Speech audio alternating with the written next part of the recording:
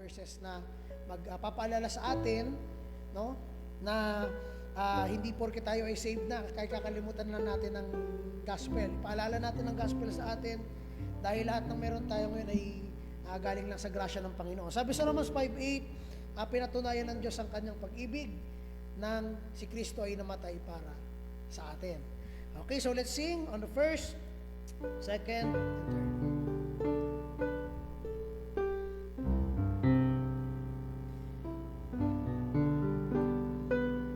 First, second, and third stanza. How deep Father's love for us. Ready, sing. How deep the Father's love for us. How vast beyond all measure that He should give His only Son. Amen. To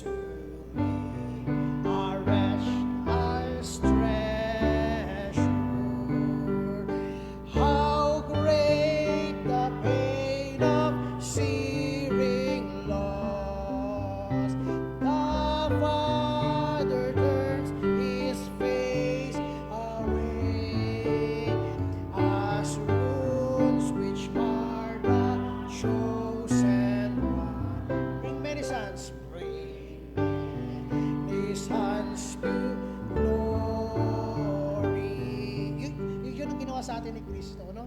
Kapalit natin siya. The second stanza now, makikita natin ang Panginoong Kristo sa krus.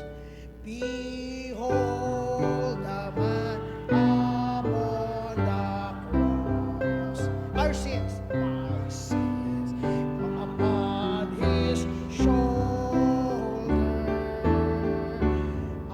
Ashamed by hear my mocking voice.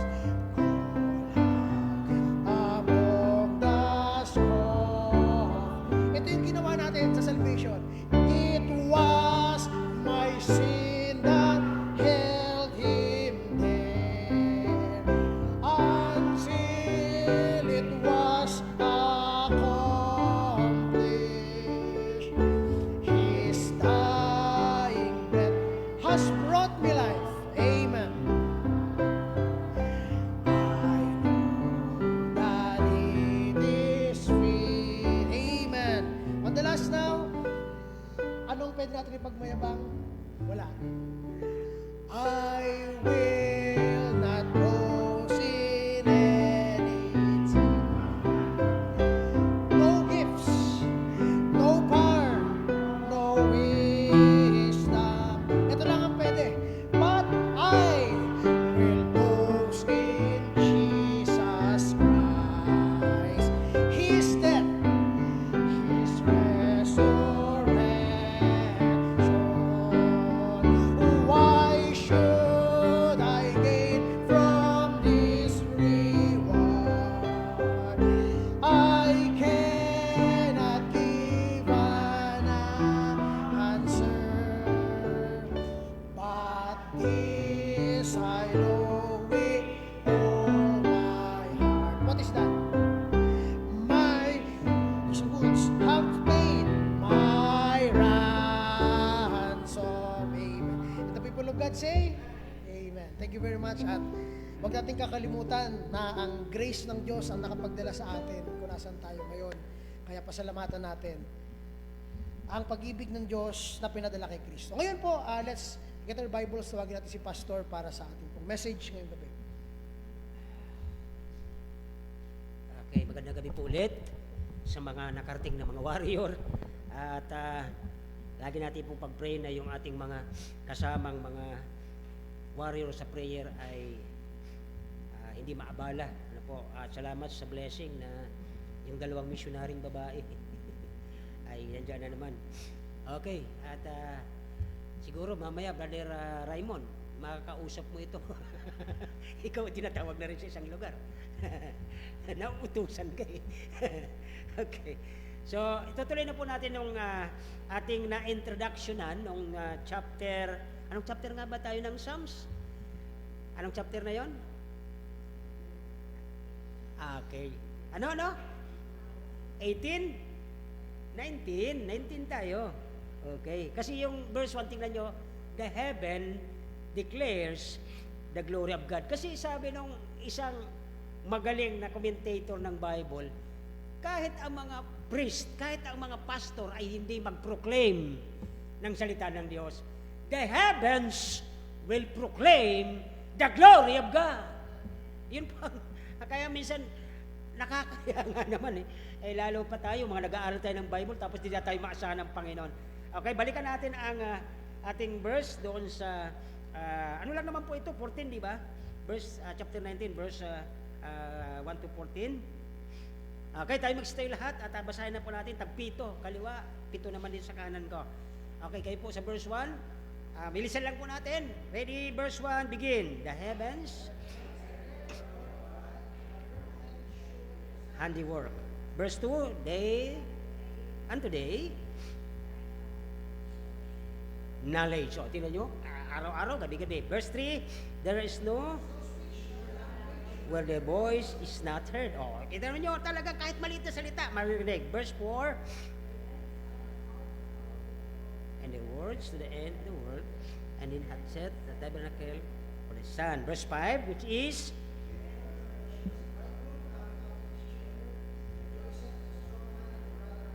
pinakatawa dito Old Testament, napunta ang bridegroom no? Okay. So verse 6,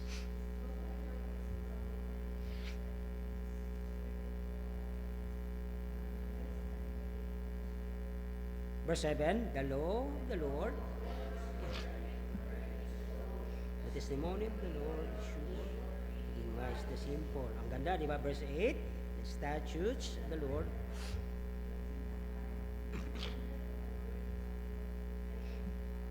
9, the fear of the Lord is clean, enduring forever.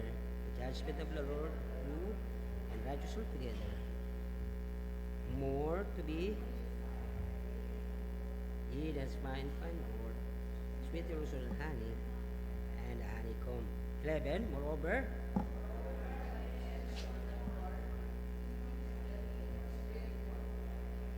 who can understand his, cleanse thou me from secret faults. 13, back thy servants also from presumptuous to me, and I said upright, and shall be innocent of great transgression. Last po, verse 14, let the words of my mouth and the meditation of my heart be acceptable in thy sight, O Lord, my strength, my Redeemer. So, ang dami po dyan, page by page, grupo-grupo mga verses, mayroon talagang tinutukoy at dito sa from 7 hanggang 11 yan ay yung salita ng Diyos at pagdating naman ng 13 papunta ng 14 ay doon na po yan sa pagpapakita ni David ng kanyang pagsulat kung ano ang dapat makita sa ating bilang Kristiyano. Tayo po ay muli ay pag-uusapan ang proclaiming God's glory.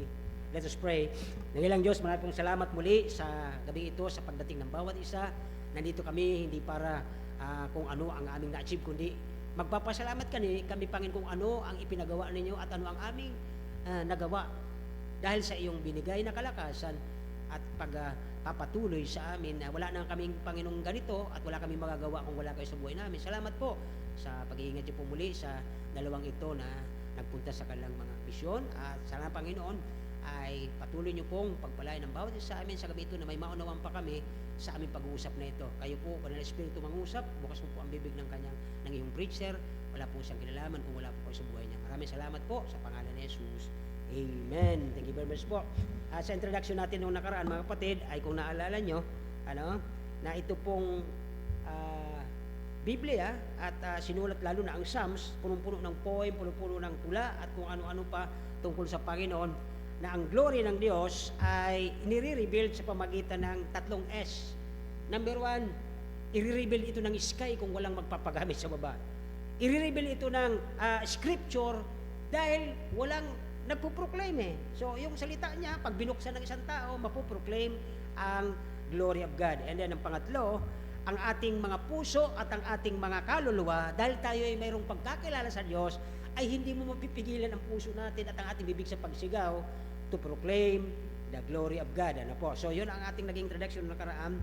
At ngayon po ay naibigay ko sa inyo ang 3 School of Thoughts na ating titingnan from verse 1 to 6, the glory of God seen in His creation, at doon naman po sa verse 7 hanggang verse 10 o hanggang 11 siguro, ay the glory of God in His grace, sa kanyang biyaya, ay nai-reveal sa kanyang salita, sa kanyang word. Di ba? Nandoon from verse 7 hanggang 9, na the statutes of the Lord, o kaya kung ano-ano pa. And then from verse 14, ay nandoon na glory of God ay naipapahayag through God is speaking to our hearts. Ano po? Nagsasalita na mismo sa puso natin. Kaya dito po isa-isa na natin ang ating pag-uusapan ngayong gabi from verse 1 to 14. Ay doon sa una, sabi ng verse 1 na introduce ko na kanina, ay kung hindi magsasalita ang sino man sa atin, hindi naman ako pastor lalo hindi naman ako Sunday school teacher. Or baka nahihiya tayo. Alam niyo mga kapatid, sa verse 1 pa lang, andun na ang sabi ng Diyos Ang verse 1. Okay? Sabi ng verse 1 doon ay mismong ang kalangitan o ang kanyang creation magdideclare o magdideklara ng kapangyarihan ng Diyos. Ano po? Yung permanent. Ang sabi doon ay yung nakikita natin yun doon. Ano po? Ang kalangitan at ang mga wanang kanyang kamay ay inihayag ng kalawakan. Siguro ulap. Pag nakita mo yung ulap, nalala ko ito yung kanta ng mga bata na yung ulap ay nagmumukha daw sheep, tapos parang pasture. So, magdideclare ito ng ng mga kapatid. Okay? So, dito po ay napansin natin na sa pagsulat ni David ng kanyang mga panula o mga poem sa Panginoon, ay isa sa kanyang ina-appreciate dito na i-reveal sa kanya ang mga iba-ibang paraan kung paano niya nakilala na bilang isang creator, bilang isang nilalang, magpapakita talaga siya ng God's glory. Halimbawa, yung ibon, halimbawa yung butterfly, di ba? Minsan butterfly, iba-ibang kulay. Okay? At yung mismong creator na to, yung create ng Diyos, ay magpapakita sa kanya ng kanyang kapangyarihan. At minsan, okay, napakadali mag-admire ng creation ng Diyos. Wow, ang ganda ng kabundukan, ang ganda ng parang, ang ganda ng libis, ang ganda ng lahat. Pero, ang tanong, mabilis ka mag-appreciate, mabilis ka magpasalamat. Kaya lang, minsan tanungin natin, ikaw ba mismo na nag-appreciate ng kanyang mga creation, ay nandun ba siya lagi sa puso mo? Nandun ba siya lagi sa isip mo na nababanggit mo lagi, napakabuti, napakagaling, napaka-amazing ng Diyos, na na-test ka niya na-prove mo sa iyong mga araw-araw. Sabi dito sa binasa doon sa kanan ko yung day and night, verse 2 yato, sabi ng day unto day, after speech in night unto night, mandun mapapansin natin, na na-test mo ng Panginoon, proven mo ng Panginoon na hindi kanya talaga iiwan Lagi kong binabanggit dito sa pulpit na ito, di ba? Na nung tayo ay nakakilala sa Panginoon, lahat ng gagawin natin, nakalatag na I-prepare ng Diyos, nasa plano na ng Diyos, nandoon na sa lahat sa kanyang purpose. Kaya tayo nagkakaroon ng problema kasi kumakaliwa tayo, kumakanan tayo. Ang sabi ng Joshua, kung didiretso ka, haba ang buhay mo. Pero talagang hindi maiwasan, minsan ay nagmi-miss tayo doon sa target, nagmi-miss tayo doon sa nakalooban ng Diyos. To make the long story short, yung will of God ay hindi natin matarget sapagkat maraming umaakit sa ating side habang tayo nagpapatuloy. So dito ay sabi ng ating verse na binabasa, okay, na-test na ba natin, okay, ang isang napakatamis na samahan nila David at ng Panginoon. Na-test na ba natin sa buhay natin to? Kasi kung nung ako yung Sunday school pa noon, naisip ko, ano ba yung si David? Bakit sinasabi nila malapit sa puso ng Diyos? Bantay lang naman siya ng tupa. Di ba? Ganun naman. Bilang maisip na bata, ay sabi, ganun, paano siya naging malapit sa Diyos? So, nung ako po ay nakakilala na talaga sa Panginoon, ako ay high school, naintindihan ko na, ang ibig sabihin pala nung malapit ka sa Panginoon, yung puso mo, maliban na ikaw ay binago na, niligtas na, yung lahat ng iniisip mo at yung nais na pasalamatan, dakilain, i-proclaim ang Diyos, ay dapat nandoon sa puso nagsusumigaw, Lord, kung hindi dahil sa iyo, wala na rin ako dito sa lupang ito. So, isang bagay na hindi tayo pwedeng magsamba sa Diyos, dahil lamang sa kanyang manilalang. Sumasamba tayo sa Diyos dahil unang-una tayo ay Kanyang nilalang at pangalawa tayo niligtas niya, tayo inalis doon sa pagkakapahamak ng impyerno, kaya tayo nag-worship, kaya tayo sumasamba at nagpasalamat sa Kanya. Doon natin siya dinadakila. Ano po?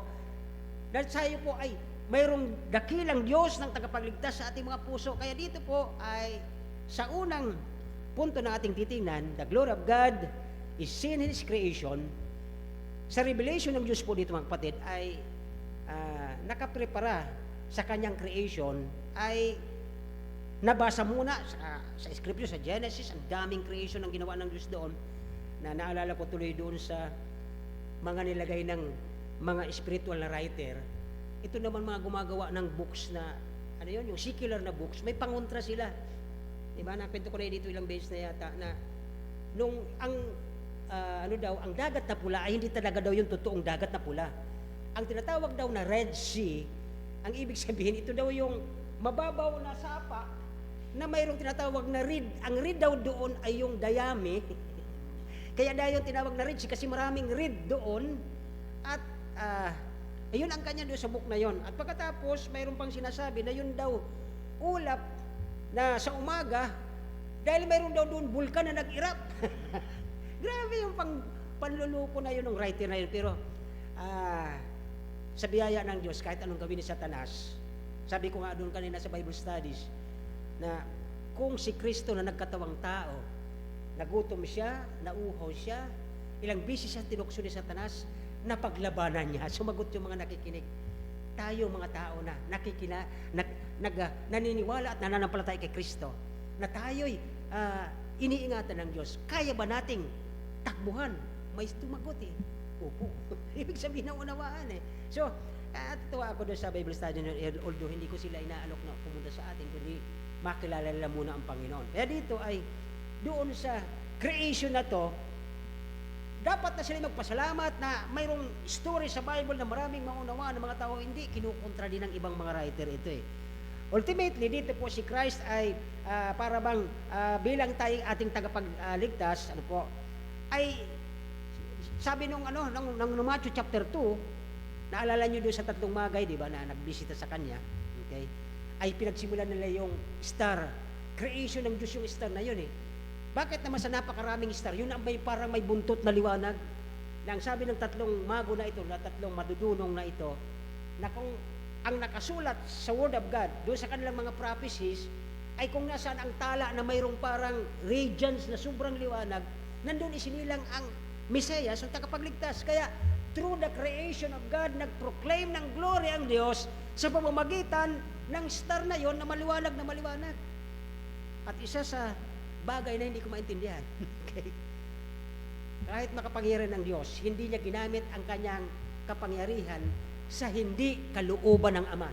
Bakit po? Dapat nung ipinanganak siya ni Mary, dahil Diyos siya, kaya niyang gumawa doon, kumumpas siya doon, ay magagawa yun. Pero hindi niya ginawa yun sapagkat ang sabi ni Kristo, hindi ang aking kalooban mo masunod, kundi ang kalooban mo, Panginoon. Kaya doon po sa pangyayaring yun na may tatlong haring mago na punta doon, ay ipinakilala doon na ang creator o pagka-create ng isang tala na napakaliwanag ay sa pamagitan nito ay nagamit ng mga marunong kung nasaan ang Panginoon at tagapagligtas. Ang liwanag na ito na bilang nature na nag-lead sa kanila, at ito po ay ang salita ng Diyos na nabasa ng mga mago na ito ng before ang ating Bible na ganito, siguro sa mga scroll, nabasa nila, na ito po ay nakasulat. At isang patotoo, nabasa natin dito yung the coming of the bridegroom, verse 5. Napansin niyo po, ito Old Testament ito eh. Bakit nagkaroon ng bridegroom doon? Itong bridegroom na tinutukoy dito speaks of Jesus Christ. Okay? So dito po ay, kumbaga yung Word of God mismo ay nagpo-proclaim, ang kanyang creation ay nagpo-proclaim, na dito natin maunawaan, sabi ng verse 1, na ultimong heaven, ultimong kanyang mga nilalang dito ay magpo-proclaim ng kanyang glory. Ang book, mga kapatid, ang book na sinatawag ng creation na to, paano nagkaroon ng book ang creation? May tatlo daw itong dahon. Number 1, okay, ang leaves ng nature na ito, number 1 is the heaven. Ito daw yung unang dahon ng creation ng Diyos. Pangalawa ay ang earth, at ang pangatlo ay ang dagat. Ito daw yung tatlong dahon na nagpapakilala ng creation ng Diyos na ito po ay nagpo-proclaim ng kanyang glory. Ayos din, ano? Tatlong dahon. Sabi ng mga dalubhasa sa Bible, ito yung mga magagaling na mga writer. Okay? So, dito po ang psalmist na si David, okay, ipinakita ayon sa verse 1 na sabi doon, okay, the heavens declare the glory of God, the firmament shows His, ano yung word na yun na may letter H? Ha? Ano yan? Lagyan nyo ng meaning ang handiwork. Nakikita ko ito sa mga tindahan ng mga gamit. Handyman, di ba? Isipin nyo maigi, anong ibig sabihin ng handiwork? Dapat hindi handiwork ang unawa ng mga nagbabasa nito eh. Not only handy, yung magaan, kumbaga. Hindi dapat magaan, kundi this is a handwork of God. Di ba? Ganun kasi yung magiging ano niyan eh. Pag sinabi nating handiwork, magaan, di ba? Ha? Likha, di ba? So, ang ano dito, yung handwork mismo ng yung kanyang talino, ang siyang nag-orchestrate nito para ito'y magawa. Okay? So, the heaven declares and cover His wisdom and power. So, nakikita yan doon. Napakagaling ng Diyos. Ano po? At pagkatapos, ay ang kanyang goodness ay ma-admire natin talaga na ang creation ng Diyos sa libutan ay napakaganda. So dito po ay sa pagbabasa natin ng salita ng Diyos, ito po ay lahat ulit-ulit from Old Testament hanggang the New Testament that the heavens are telling. Kung babasahin daw natin to sa literal na pagbabasa ayon sa mga unang limbag ng mga aklat, may nagsulat nito, nakakalimutan ko lang yung nag-ano nito. Pag ang talagang literal daw na basa ng verse 1 and 2 ay ganito. Okay? Verse 1 and 2, the heavens are telling, nagsasabi, the glory of God. Okay? The permanent displaying the work of His hand. Parang ganyan daw ang basa sa 1 and 2 na yan. And then, pangatlong line, day unto day will, okay, forth speech, and night unto night, breath out the knowledge of God. Yun yung isinulat ng isang, nakalimutan ko lang ngayon, ko nakuha yung pangalan. Anyway, ito po ay gawa ng mga magagaling na mga komentarista sa Bible. Okay? Kaya dito po ang ating uunawain sa verse 1 to 6, kahit verse 1 to 4, okay, kahit lahat ng preacher, sabi ko kanina, kahit lahat ng Kristiyano ay hindi makapagsalita, hindi makapag-proclaim, maging silent sila. Siguro yung pagiging silent na yun, unang-una nahihiya. Pero bakit tayo mahihiya eh? Naalala niyo yung sa Isaiah, na nung si Jesus ay hinahagupit nung may bingwit na paghinila, wakwak yung likod niya. Grabe yun eh. Dapat hindi tayo manahimik doon eh. Na doon sa pagdurusa ng Panginoon na yung kanyang pain, nagkaroon tayo ng gain, yung kanyang death, nagkaroon tayo ng resurrection, ng dahil sa pagkabuhay ng Panginoon. Minsan nakakalimutan natin ito bilang mga Kristiyano eh. Ang natin lang na-appreciate lang, oh, napakaganda ng creation ng Diyos, napakaganda pagkala lang sa akin. Minsan, ganun lang ang mga Kristiyano. Pero dito po, sa verse 1 to 4 pa lamang, ay kahit hindi tayo magsalita, mismo tayo, nakakahiya sa Panginoon na nagligtas sa atin, hindi natin siya ma-appreciate sa lahat ng ginawa niya para sa atin. Isipin nyo na lang yung kahit kanina pagdating ni Sister Cherry, sabi sa akin, at least okay, Pastor, okay ka. May isip-isip, bakit? Mayroon ba akong malalang sakit? Kasi totoo naman eh, di ba? Sabi ko nga sa kanya, kung itong batong dala ko na ibebenta, pera ito eh. Pero sa biyaya ng Diyos, ang mga nararamdaman natin, nagpo-proclaim that the glory of God, ang kapangyarihan ng Diyos, dahil may nais pang pagpagamitin sa atin, ganahit pa tayong gamitin saan mang lugar, makikita mo yan sa iyong sarili. Lord, salamat. Alam ko dapat hindi ko na ito kaya, pero nakakaya ko because of your glory and power. Yun po ang mapapansin natin dito. Kaya, isang karangalan, isang pagpapasalamat na tayo po ay binigyan ng Diyos sa ating pagkakreate, sa ating pagkaligtas. Ang Diyos pa rin ang dapat i-proclaim pasalamatan sapagkat kung wala ang Diyos, we are nothing. So, yung kalangitan na yan na nagsasabi, okay, never cease. Hindi po sila titigil na mag-declare ng glory kahit saan ka pumunta.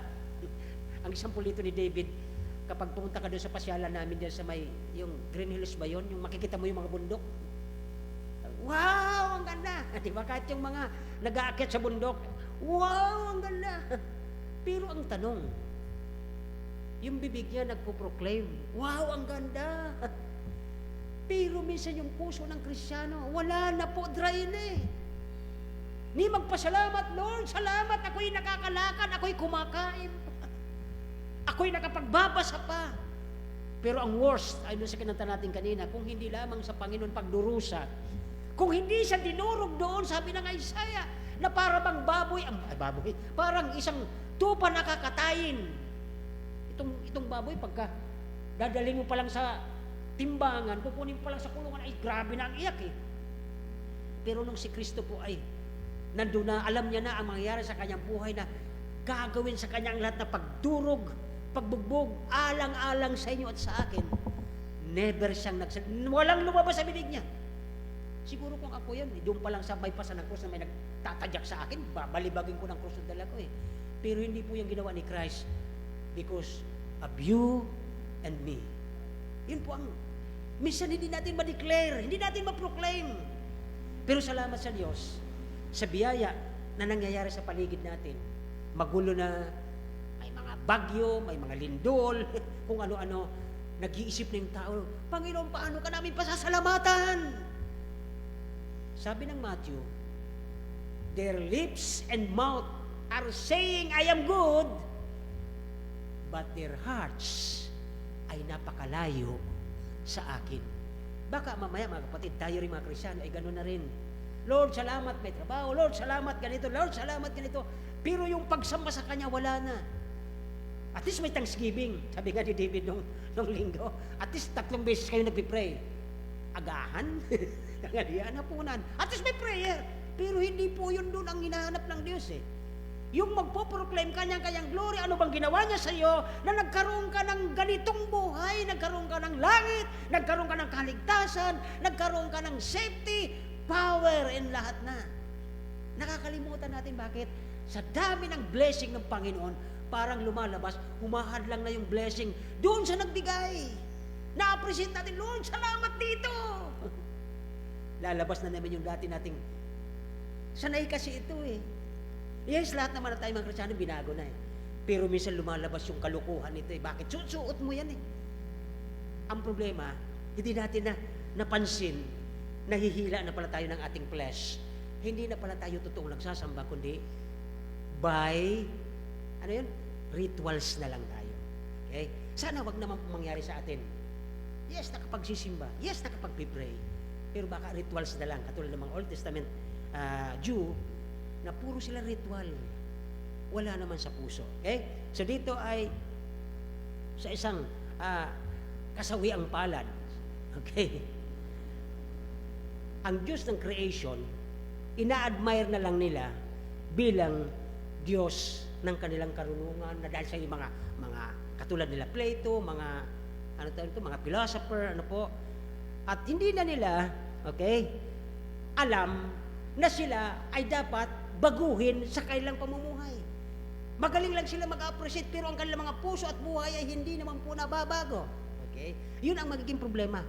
Sabi ko nga kanina, kasawi ang palad, hindi natin pwedeng pirusahin, pero salamat na lang sa Banal na Espiritu, patuloy ang kanyang grace and mercy, na kahit tayo po ay lumalayo minsan sa ating mga dapat magawa. Sabi nga ni Pablo, ang gustong kong gawin, hindi ko magawa eh. Pero yung pinagagawa, hindi rin magawa. Diba? Kaya dito po ay, ang chapter 19 na ito ng Psalms, this talks about the revelation sa word ng Panginoon. At least, ito ang kanyang talagang context dito na ang salita ng Diyos, kaya sabi doon sa verse 7, na ang salita ng Diyos ay napakasarap. The Bible is flawless. Wala itong dumi, walang ano paman, kundi ito ay it can test, pwede mong subukan ito, pwede mong lasahan ito ay sa verse 9 and 10. Okay? Kaya dito po ay kailangan natin na ang salita ng Diyos ay talagang nandiyan sa ating mga puso, and we can have good living in our heart in our Savior. Kaya naalala ulit natin yung 3 wise man, di ba? Ay nung magpunta sila sa Panginoon, ipinakita doon ang mensahe ng langit. Kasi, biruin mo, gabi yung hindi ko alam kung may gabi at may araw sila. Paano kung araw sila magbabiyahe? Malayo din naman yun eh. Paano sila kung araw? Di walang bituin, di ba? Ganito lang iniisip ko eh. Siguro magpapahinga sila sa araw at gabi sila magta-travel. Kasi yun yung guide eh, di ba?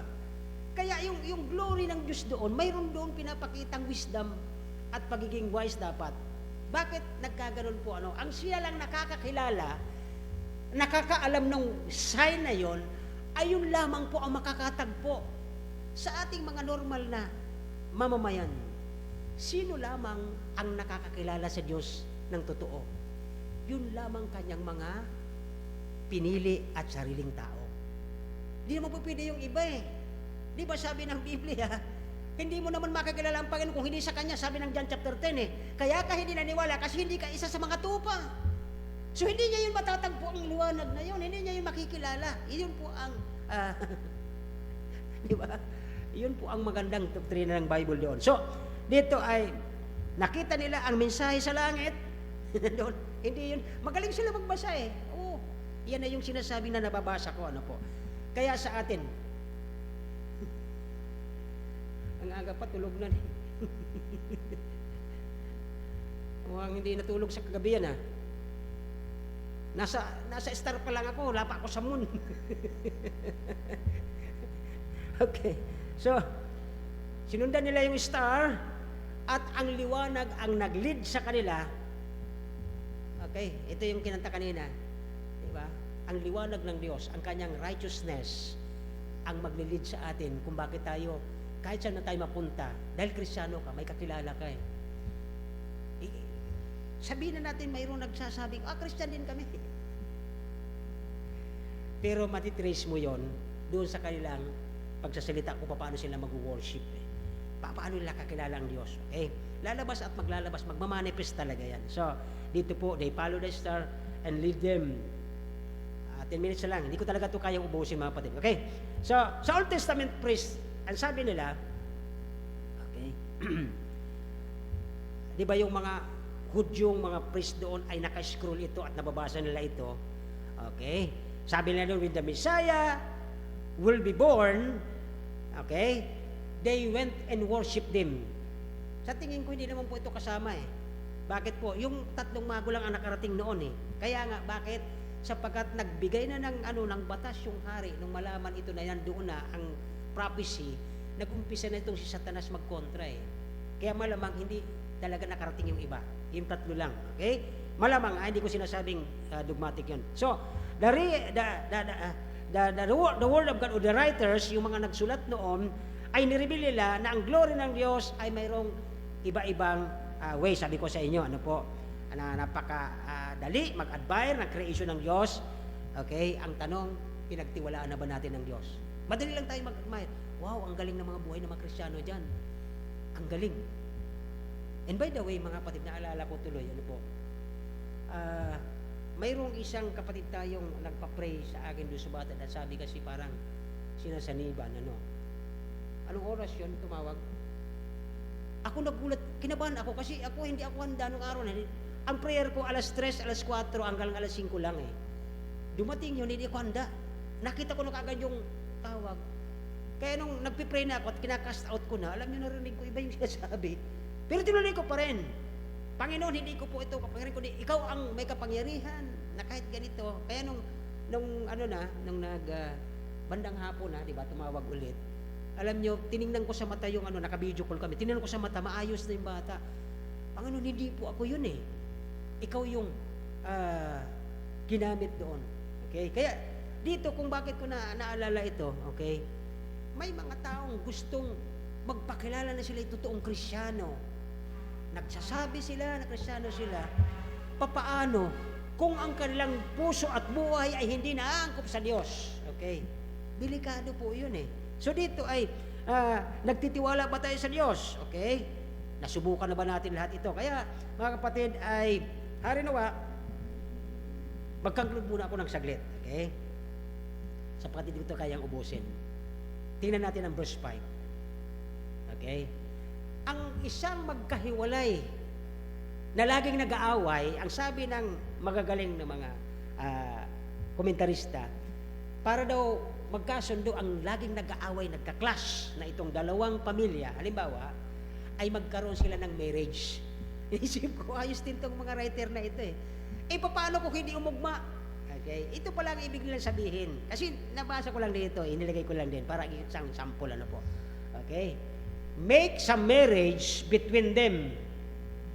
Bakit? Kung hindi magkaugma talaga, ang ibig sabihin pala nila, okay, ang salita, naging laman, di ba? Si Kristo, na salita, naging flesh and dwelt among us, and the Word, okay, ay nagkaroon po ng kapayapaan ng mundo sa pagka-reconcile ng tao sa Kanya. Ang tao ay makasalanan, at nung si Kristo ay namatay sa krus, na-reconcile ang makasalanan sa Kanya. Yun pala yung ibig sabihin nila. Kaya dito po ay may katwiran mga kapatid eh. Kung tayong makasalanan noon, hindi pa natin kilala si Kristo, hindi talaga pwedeng magsama ang dilim at liwanag. Pero dahil sa kamatayan ni Kristo sa krus, at ngayon tayo nakakakilala sa Kanya, kaya tayo nagpupuri, nag-glorify sa Kanya, nagbibigay tayo ng glory sa Kanya, dahil tayo ay na-reconcile dahil sa kamatayan at pagdurusa ni Kristo sa krus, tayo ay naging righteous sa Kanyang mata, at naayos na po ang hindi pagkakaunawaan ng dalawang pamilyang ito. Ang righteous at saka ang unrighteous. Ang aking kasalanan, naging kasalanan ni Kristo, at ang Kanyang righteousness ay naging righteousness ko. Bakit po? Because of justification. Nung mamatay siya, pinaniwalaan mo. Sabi kasi ng John 3:16, di ba? Naalala nyo? Ang sabi doon, ang sino mang maniwala, hindi nagsabi doon, ang sino mang magsimba, ang sino mang mag-pray, hindi po yun eh. Yung pagpisimba at pagpipray ay bunga kapag ikaw iligtas na. Pero kung hindi pa, hindi mo magagawa yun. Ay ano gagawin mo? Simbahan, manggugulo. So dito po ay mapansin natin na isa sa best way. Sabi ng verse 5, pakilabas ang verse 5, okay? Sabi doon, which is the bridegroom coming out of his chamber and rejoice as strong man to run a race. Kaya ang ng mga writer, nung isulat ni David na ganito, bridegroom, naisip nila ito eh, para magkasundo ang dalawang panig na hindi pwedeng magkasundo kahit kailan pa man, magkaroon ng marriage. Malalim po ito pagdating sa doctrine. Bakit? The marriage supper of the Lamb. Sino po ang kanyang nobya? Ang church. So ngayon kung ikaw ay puro ka lang puri sa Diyos at hindi totoo ang puso mo na nagbibigay ng glorification sa Kanya, hindi ka nagsasalita tungkol sa Panginoon mo nagligtas sa iyo, sayang yung sinasabi mong ikaw ay kay Kristo, pero hindi mo nagagawa ang iyong duty. Okay? So dito po ay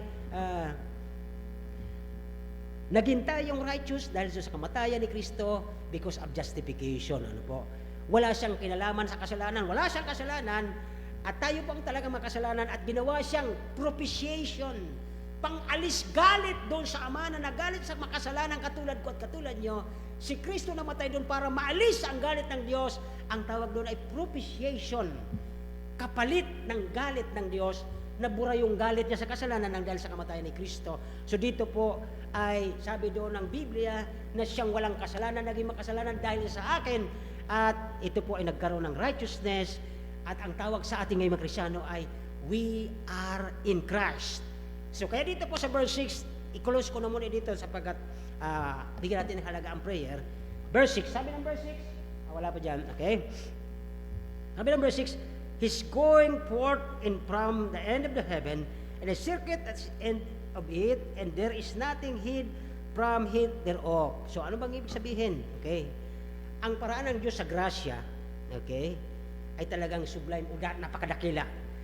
And the broad, okay, and full of His glory, ang Panginoon si Kristo na bilang anak niya po ay tumira, okay, dito sa mundong makasalanan, okay. Sabi ko nga kanina sa Bible study, ang Panginoon na isinilang doon, biruin mo Diyos siya, walang sariling bahay, ipinanganak sabsaban na Makati.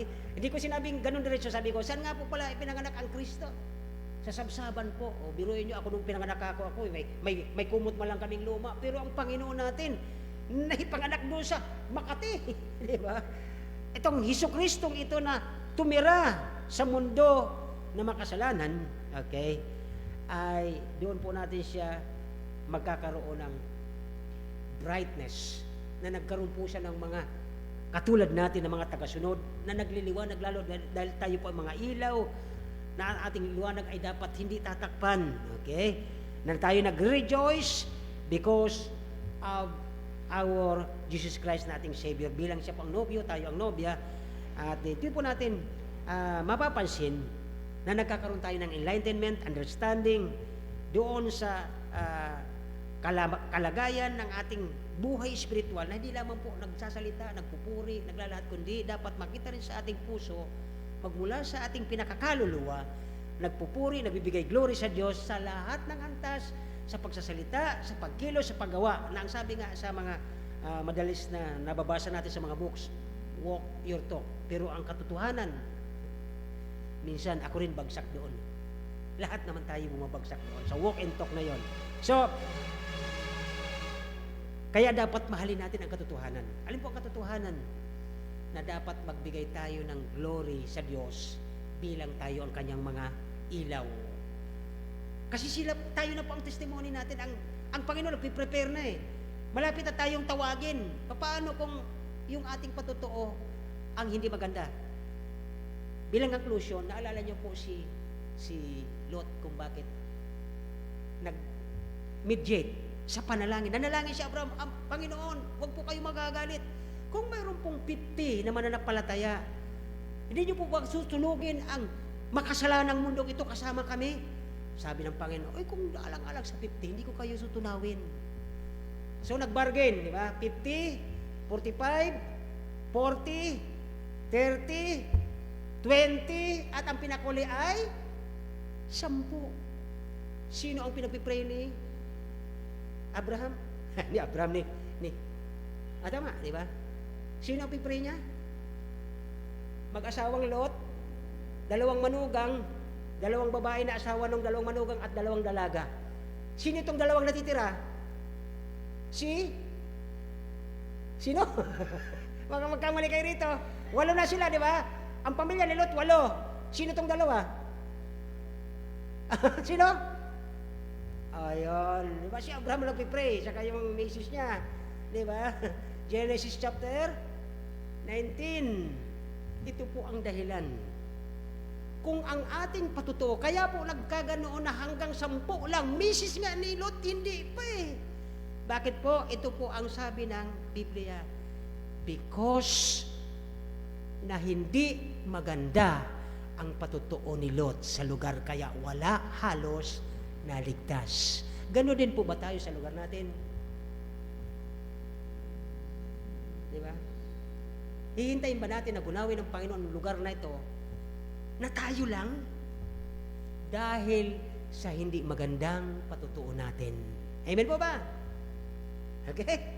Sana po magmula sa gabing ito, sino dyan, kwentuhan nyo. Bakit? Hindi natin alam, baka oras na, mamaya, sabihin nyo, come up!